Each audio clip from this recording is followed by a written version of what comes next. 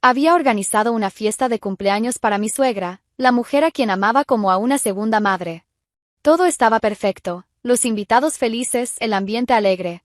Fue entonces cuando mi esposo entró por la puerta con otra mujer del brazo y anunció frente a todos: «Ella es mi nueva novia».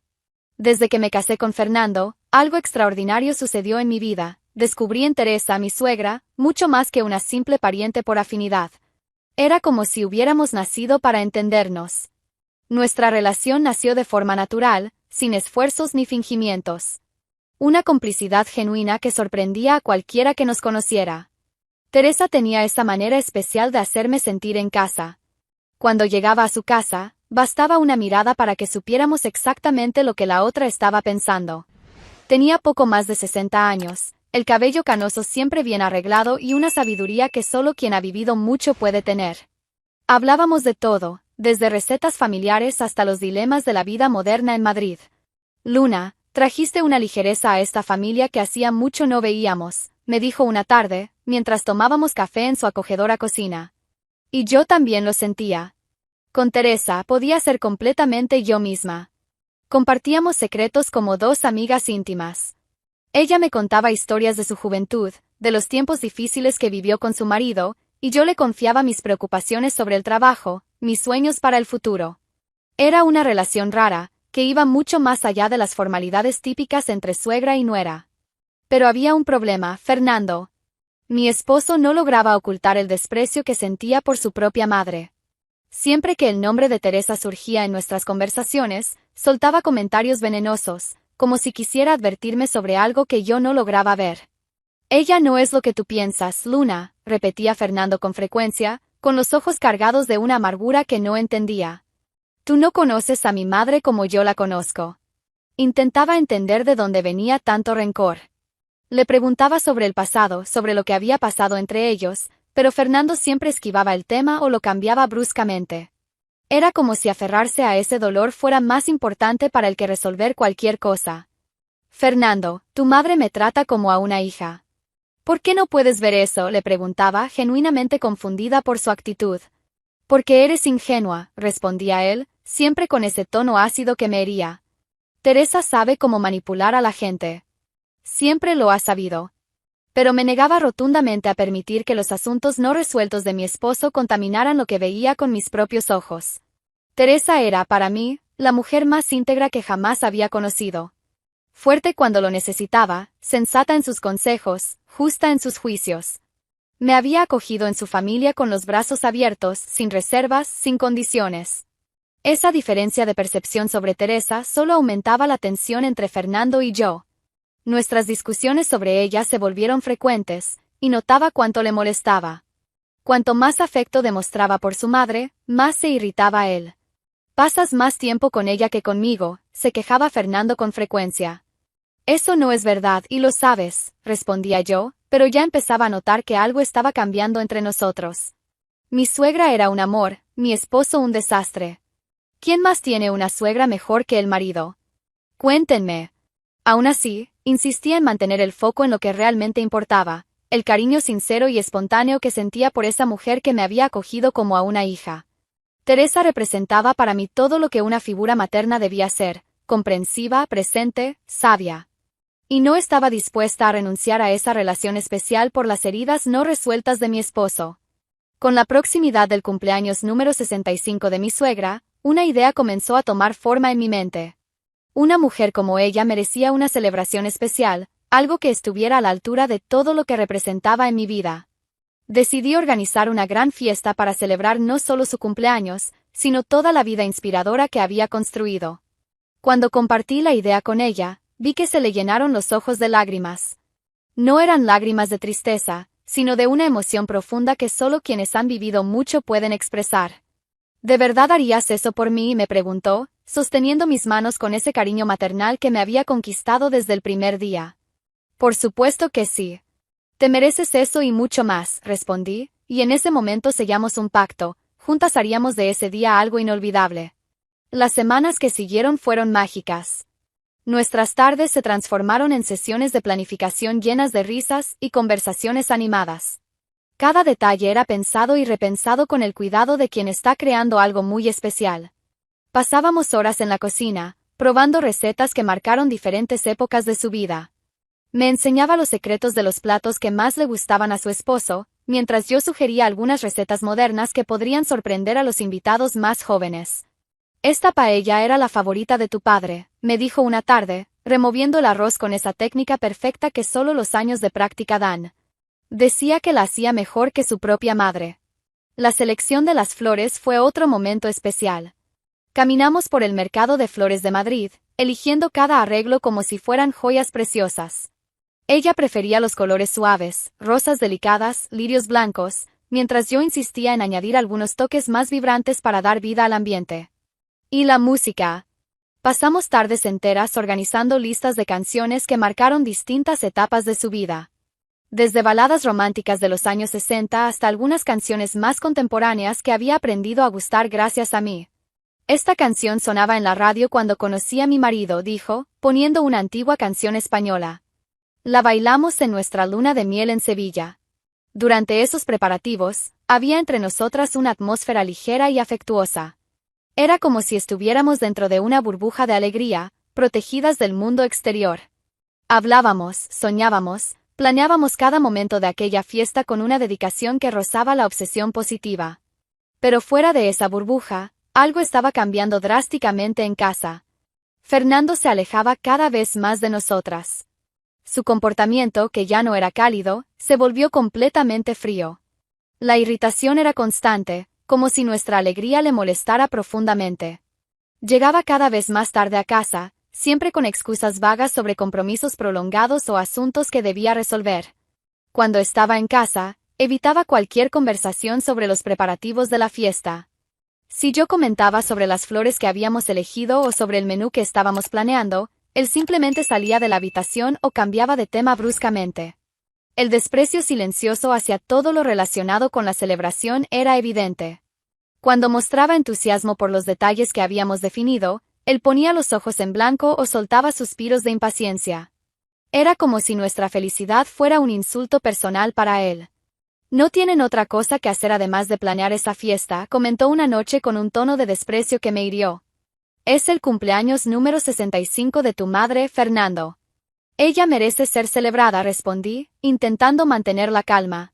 «¿Celebrada por qué exactamente?», retrucó, y en ese momento entendí que había algo mucho más profundo detrás de toda esa frialdad.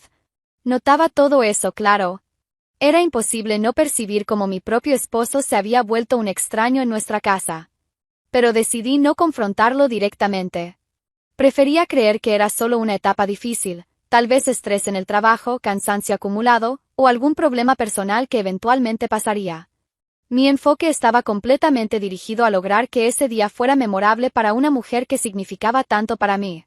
Nada, ni siquiera la inexplicable frialdad de mi esposo, lograría arruinar la alegría que sentía al preparar esa celebración. Lo que yo ignoraba completamente era que, mientras mi suegra y yo planeábamos con tanto cariño esa fiesta, Fernando vivía una realidad paralela. Una realidad que incluía a otra mujer. Isabel se había convertido en una presencia constante en la vida de mi esposo. En los momentos en que se ausentaba de casa con sus excusas vagas, era con ella con quien estaba. Más que simplemente la amante, Isabel había asumido un papel mucho más peligroso en su vida. Era la voz que le susurraba al oído, la influencia que moldeaba sus decisiones. «¿Hasta cuándo vas a seguir con esta farsa?», preguntaba Isabel durante uno de sus encuentros secretos. «Viviendo una doble vida, mintiéndole a todo el mundo».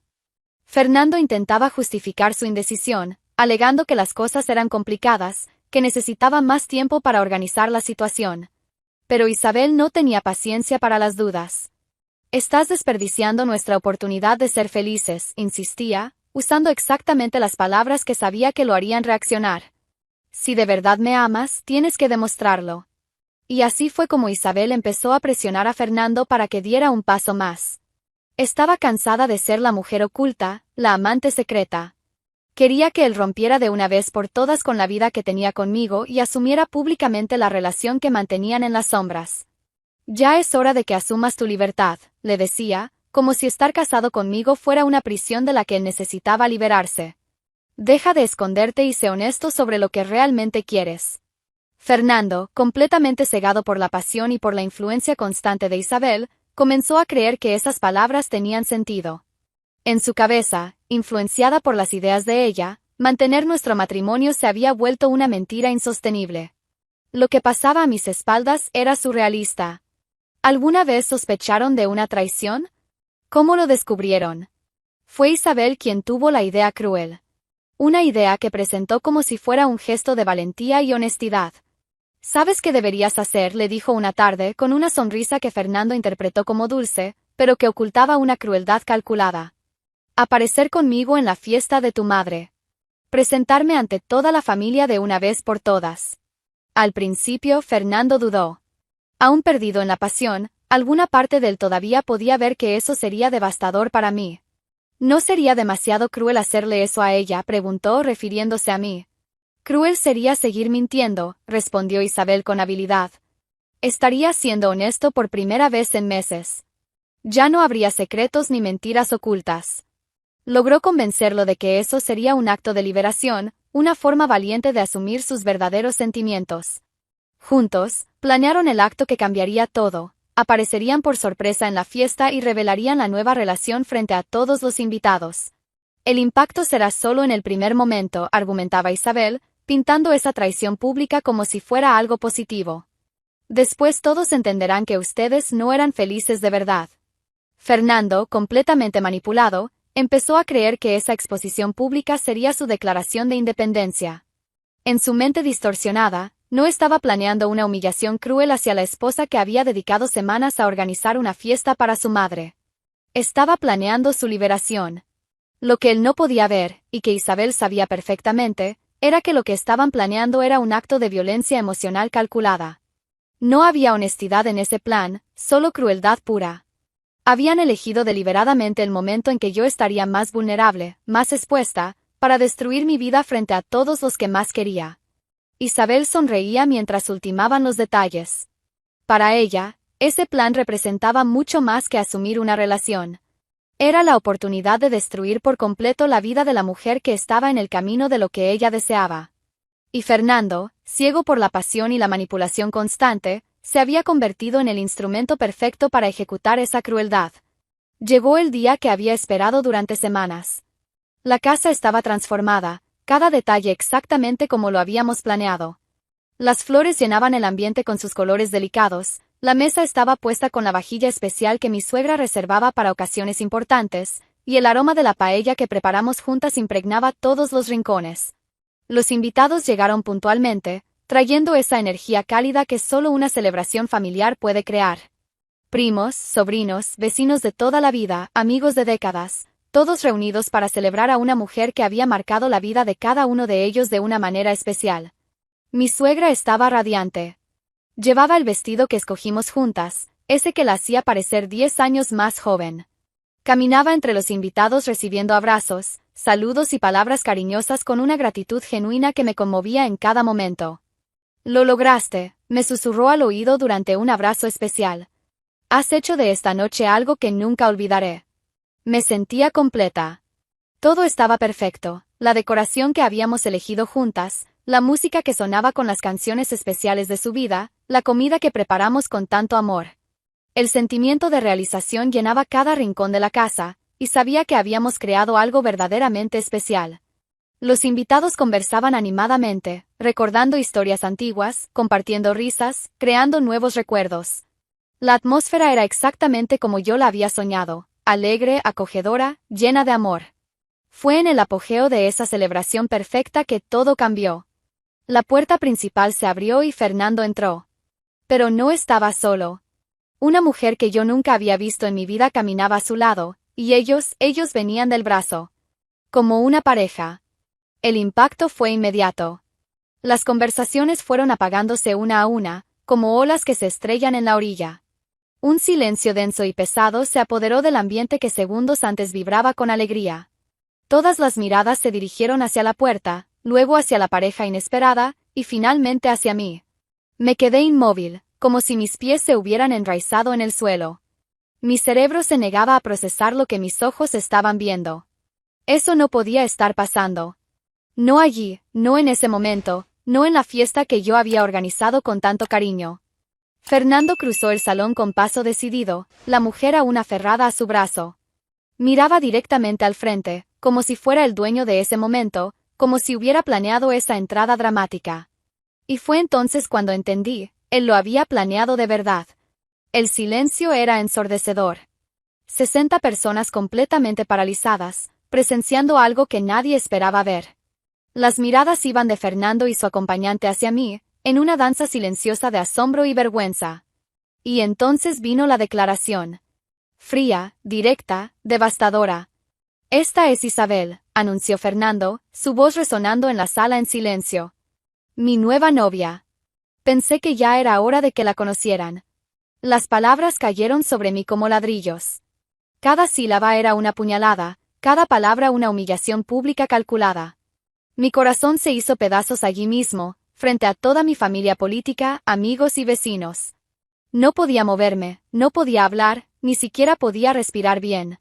El mundo se había detenido, y yo estaba en el centro de una pesadilla que se desarrollaba ante decenas de testigos. El impacto fue devastador para todos los presentes.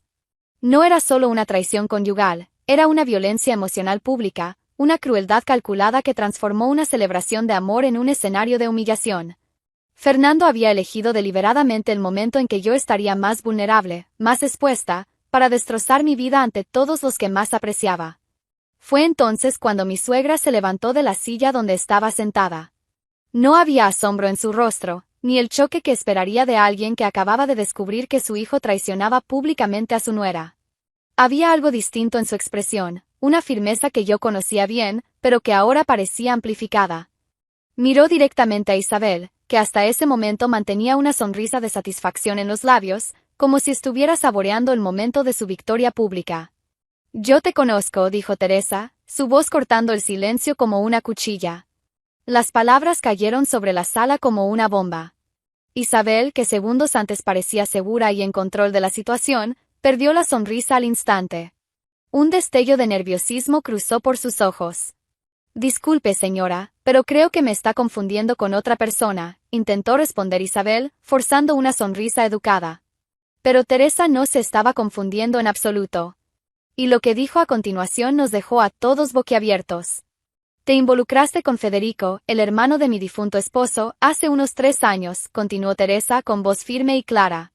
Después de él, fue el turno de Ramiro, el dentista de mi prima Carmen. Isabel intentó protestar, pero Teresa no había terminado. Siempre el mismo patrón. Seduces a hombres mayores, ganas su confianza, les sacas préstamos o regalos costosos, y luego desapareces cuando empiezan a hacer preguntas o cuando encuentras una mejor oportunidad. La sala estaba en absoluto silencio. Cada palabra de Teresa era una revelación que cambiaba completamente el panorama. Isabel, que minutos antes parecía tener el control, ahora estaba visiblemente incómoda. Usted está inventando todo eso, intentó defenderse Isabel, pero su voz ya no tenía la misma seguridad. Debe estar confundiéndome con otra mujer.